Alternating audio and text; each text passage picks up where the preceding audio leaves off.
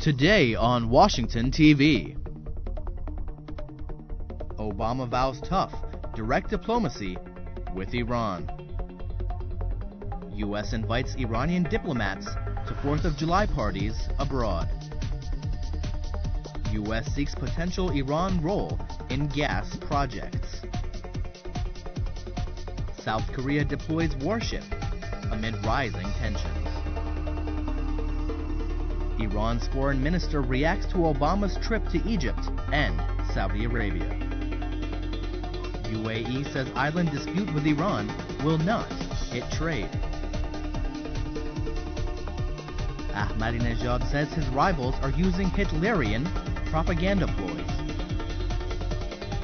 And Mohsen Rezai, I will exclude discussion of the Holocaust from our foreign policy. These stories and more at televisionwashington.com.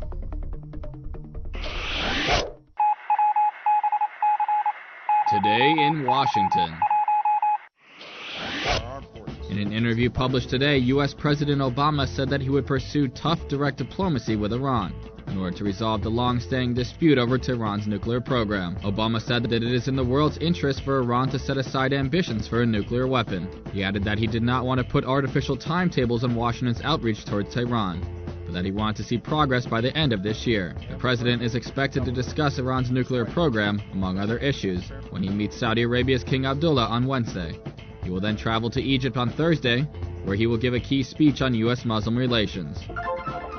The New York Times reported yesterday that U.S. State Department has authorized U.S. embassies and consulates around the world to invite Iranian officials to America's Independence Day celebrations on July 4th. The move has been characterized as the latest overture by the Obama administration to Tehran. The message was relayed in a cable sent last Friday by the State Department to all U.S. embassies and consulates, notifying them that they may invite representatives from the government of Iran to the events. U.S. Special Envoy Richard Morningstar said yesterday that Washington would welcome Tehran's participation in energy projects if Iran were to change its behavior.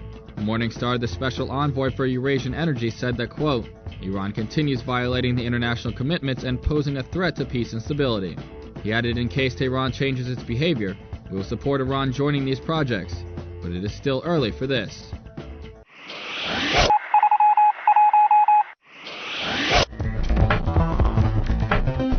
Today's top stories.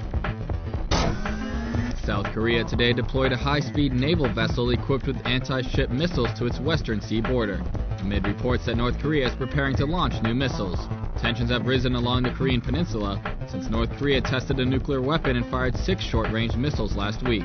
South Korea's Yonhap news agency reported today that Pyongyang is preparing to test-fire a mid-range missile that can hit all of South Korea and most of Japan. Russia and China yesterday called for a convincing response to North Korea's nuclear test from the United Nations Security Council.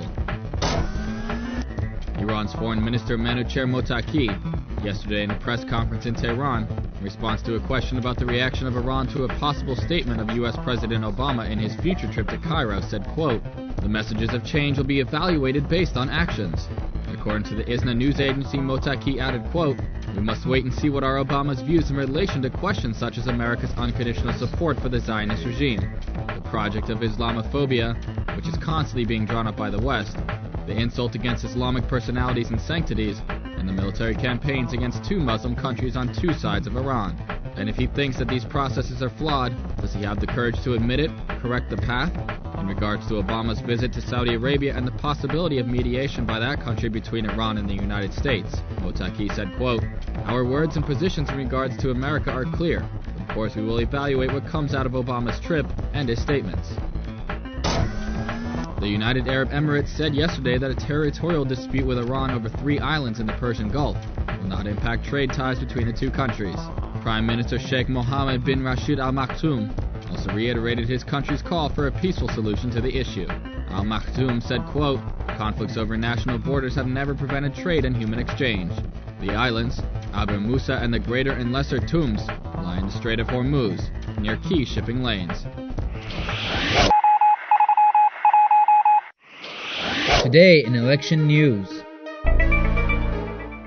In his speech today in the northeastern city of Mashhad, President Mahmoud Ahmadinejad reacted to the criticisms of his rivals in the forthcoming presidential election by accusing them of adopting the propaganda methods of Hitler's aide to vilify the Ninth Government.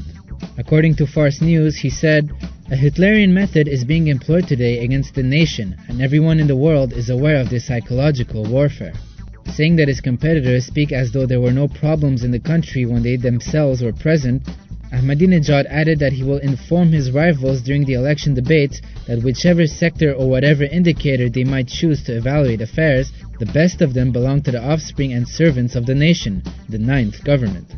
He also referred to what he called the nuclear achievements of his government and said that Iran currently has 7,000 centrifuges that are active, adding, "In previous governments, the country's officials and senior managers would beg and plead in order to install even a few centrifuges, and they were prepared to negotiate for dozens of years." Presidential candidate Mir Hossein Mousavi said yesterday that high prices could lead to the destruction of Iran's economy. Speaking to a gathering of people in the northern city of Ardabil, Mousavi criticized the economic policies of the Ninth Government, saying that filling the domestic market with foreign agricultural products will be the ruin of Iranian farmers.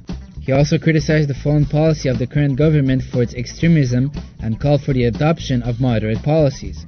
He said, "Any extremism brings with it another extremism. We should not raise the question of the Holocaust on one hand and on the other describe the Israeli people as friends.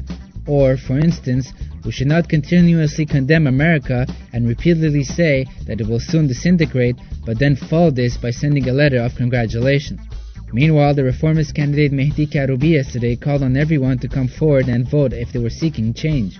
Speaking in the University of Babol in the northern province of Mazandaran, he said, "If you want change, if you are dissatisfied with the situation, if you despair of political isolation, if there is high prices and unemployment, then you must take part in the election."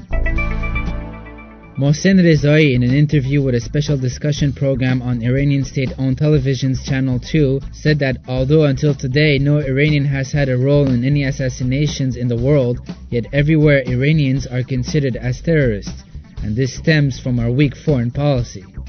He reiterated, "Although everyone knows that Iranians have played no role in any assassinations, they still accuse us, and that shows the inefficiency of Iran's foreign ministry."